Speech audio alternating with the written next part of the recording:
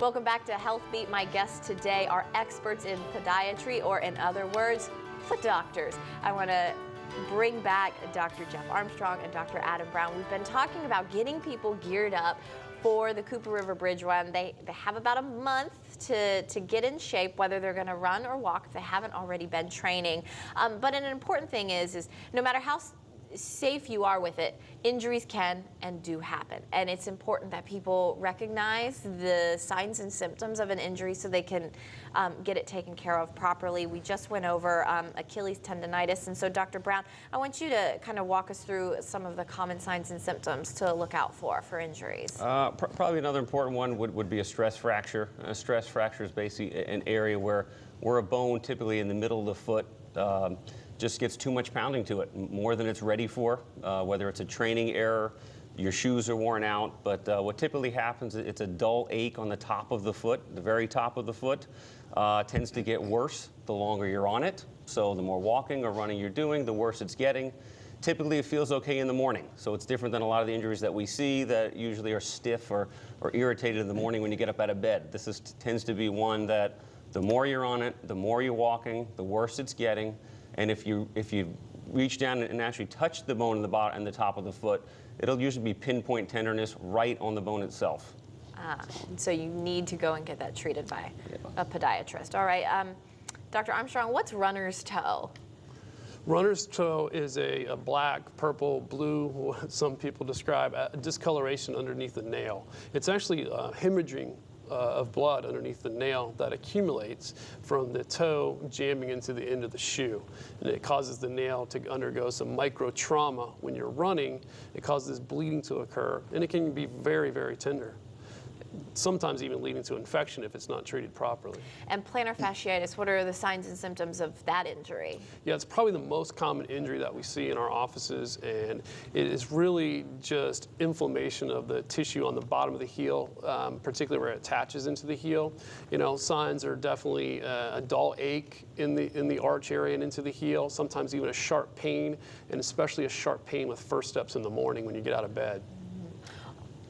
Dr. Brown? I was going to add something to that many people are fooled sometimes with plantar fasciitis or heel pain in the respect that it gets better as they get going. So when we're talking about training for the bridge run, it could be one of those things where you actually have an injury that's there, it's getting worse in the morning, it loosens up after 5 or 10 minutes of walking, and then you go back out and get back into your training, and the intensity of that may get worse and worse. So you don't really appreciate that you have an injury there because the soft tissues loosen up as you get going. So what happens if you let these injuries go untreated for too long?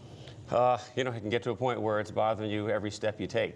And obviously when we get to that, we have to shut things down. So we hope to get it long before that. So if you see you have a common injury like that that's lasting several days to a week or two, you need to be seen. Well, and it's my understanding that it truly is not normal for your feet to hurt. So you shouldn't use that as an excuse that, oh, my feet always hurt. That's incorrect, right? That is incorrect. And plantar fasciitis is actually a big one that is in relation to shoes.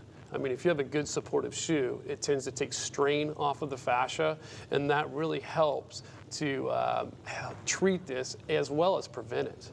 All right. Well, Dr. Brown, all three of us have been talking about how to train properly for the bridge run. And for those people who are just tuning in and they missed out on those tips, what are the big tips for people to safely train to run or walk in the bridge run? With about a month before we get to the bridge run, you typically want to start slow. That's the biggest thing. So again, for me, if you're running sort of a walk-jog program, maybe every other day, we definitely want you to have probably at least 2 or 3 days of rest in between during the week to give yourself a chance to recover.